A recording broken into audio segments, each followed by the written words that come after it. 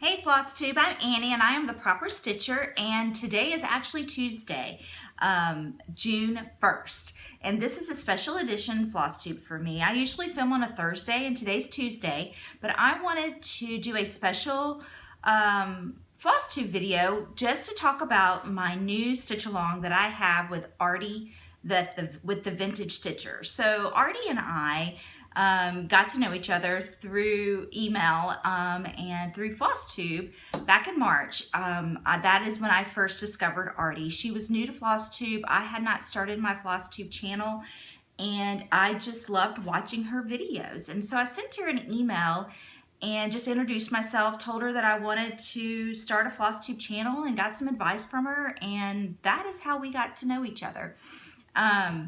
So she, in one of her videos, was sharing a happy mail that she got from a viewer, and in that box was just a lot of different patterns, and for her to use as a giveaway. And one of the patterns that she shared was A Quaker Christmas by Bygone Stitches.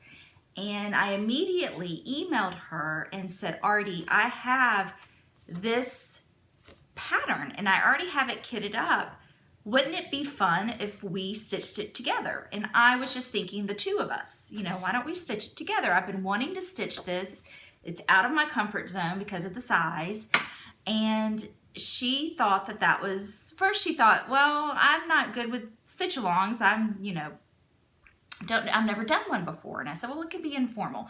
And then we decided to open it up to anyone who wanted to join us. And so that is how this idea came to be. And so that was back in March, and we started talking about it and started looking through it and started to fill the waters to see if stitchers would be interested in doing this with us. And so we came up with a plan to start today. Today is June 1st. We made the announcement in early May, giving everyone enough time to gather their supplies and materials and just to get excited about this big endeavor, right? Because this pattern is 6 pages long, which it makes it sound bigger than it is, but I like how it's chunked up like this.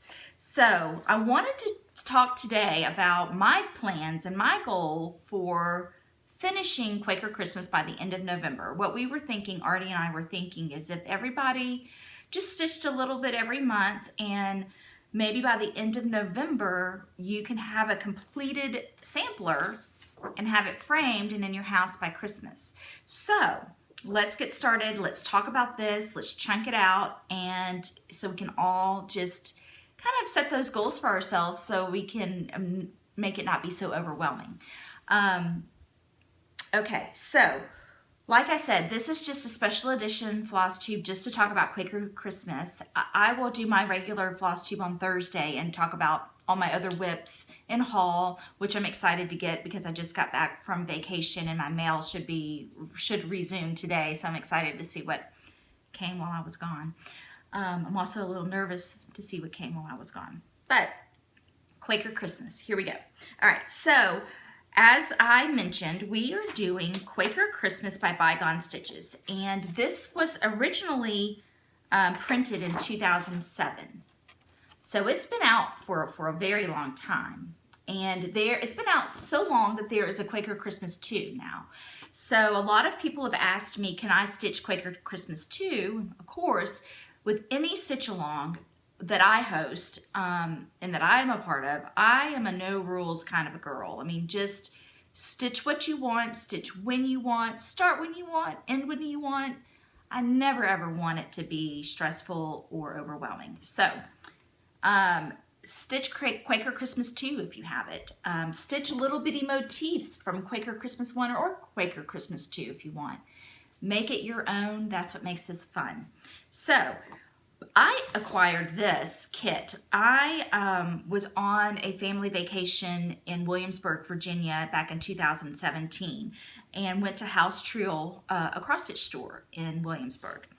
And they had a model of this stitched and behind the counter, and it was out year-round because we went in February.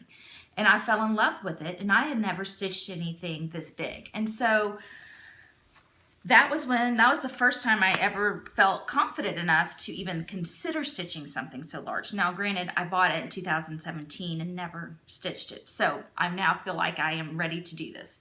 So I went ahead and bought everything I needed at the time to stitch it. So here's my list of what I have. I am using the called for floss. Now, let me back up.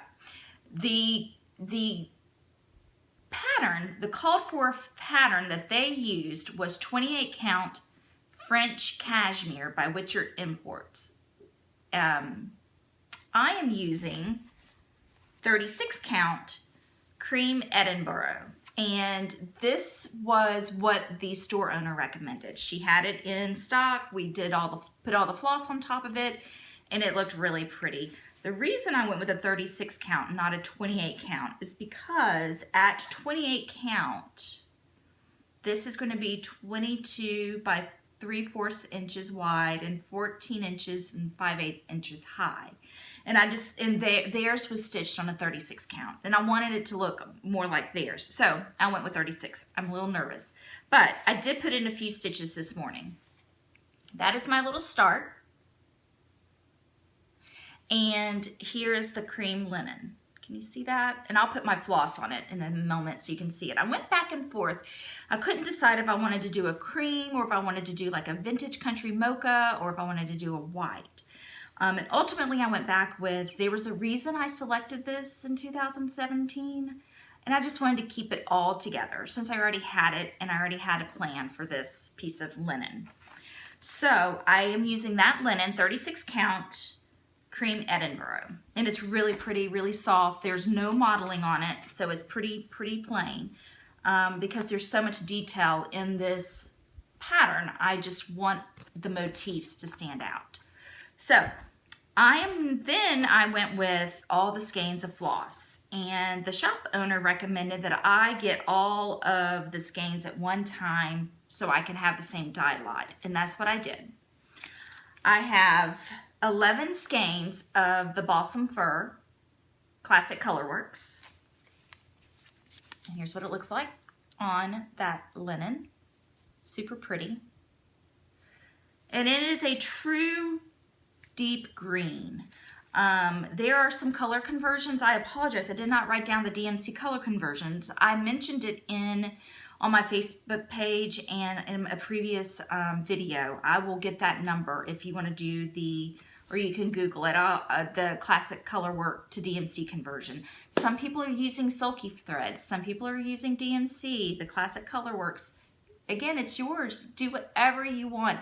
Change the colors. Some people are doing a rainbow of colors on there. I also have 2 skeins of the Cupid Classic Colorworks. And this is a very rich red. So pretty. And then 1 skein of the Ye Olde Gold. And that's going to be so pretty with the green and the red. So those are the 3. And I did get just a little bitty tiny start this morning when I was drinking my coffee. I am stitching 1 thread over 2 on this. Again, with 36 count, the 11 skeins should be enough over 1 thread over 2. I'm doing a 3-inch border on mine, and I will end up framing it into a pretty frame. Artie had mentioned with the Vintage Stitcher that she's going to change hers up a bit, and instead of stitching Merry Christmas, because she wants to keep hers out year-round, she may change this and do her last name or their family name. She may change some of the other colors because she wants hers to be a year-round piece. I'm keeping mine for Christmas, but I may still keep it out year-round, but I am keeping mine for Christmas.